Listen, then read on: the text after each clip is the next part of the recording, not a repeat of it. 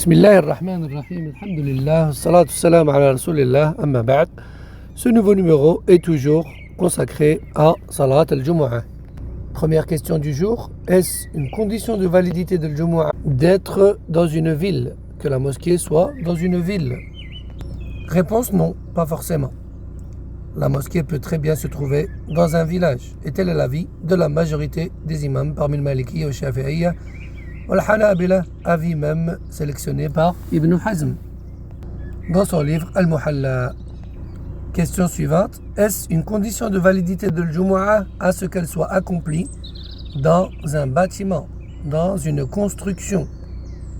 Réponse négative.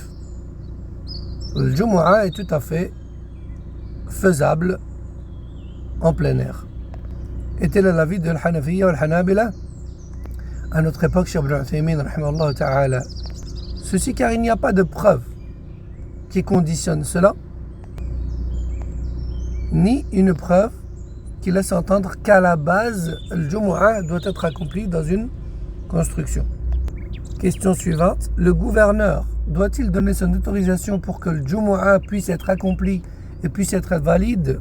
Réponse négative. Nous n'avons pas forcément besoin de l'autorisation du gouverneur. Tel est l'avis de la majorité, parmi le Maliki, le Shafi'i et le Hanabila, et avis également choisi par Ibn Hazm dans son livre Al-Muhalla. Question suivante, quel est le temps de Salat al-Jumu'ah? Tout d'abord, si Salat al-Jumu'ah est accompli dans le temps de Dhuhr, alors cela est valide sans aucun équivoque.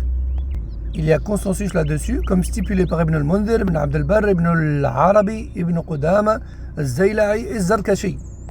En revanche, est-ce que Salat al-Jumu'ah peut être accompli, oui ou non, avant le temps de Dhuhr? Divergence.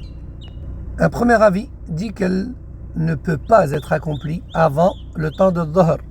Et tel est l'avis de l'Hanafiyya, le Malikiyya et le Shafi'iyya. Avis également sélectionné par Ibn Hazm. Un deuxième avis, quant à lui, dit que cela est tout à fait possible et valide.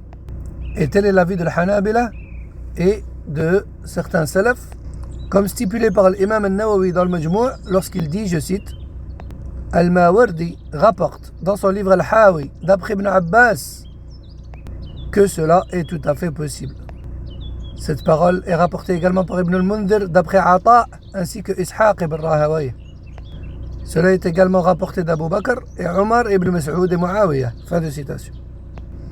Il est rapporté dans Sahih Muslim 858 que Jabir radallahu anhu a dit: nous avions pour habitude d'accomplir Salat al-Jumu'ah avec le messager d'Allah sallallahu alayhi wa sallam, puis de retourner chez nous ou de revenir chez nous afin de mettre nos chameaux à l'abri du soleil au moment du zénith, ou bien juste après le zénith. Or, nous savons que le temps de Dhuhr, c'est juste après le zénith, justement. Donc, ça veut dire qu'ils avaient prié le Jumu'ah avant le zénith. Et donc, avant le temps de Dhuhr. Et d'après Sahl ibn Sa'd, radallahu anhu, il a dit: nous n'avions pas pour habitude de faire la sieste, ni de prendre le repas du midi avant le Jumu'ah, à l'époque du prophète sallallahu alayhi wa sallam. Et il a appelé la sieste ici Qa'ila. Et Al-Qa'ila, elle se fait juste après le zénith. Et donc, juste après, ou plutôt juste au début du temps de Dhuhr. Donc ça veut dire qu'il prie le Jumu'ah avant le temps de Dhuhr. Aussi, il est rapporté d'après Abu Suhayl ibn Malik, d'après son père, il dit: Aqil ibn Abi Talib avait un drap, une sorte de drap, qu'il accrochait au mur ouest de la mosquée. Et Omar ibn al-Khattab surveillait l'ombre de ce drap.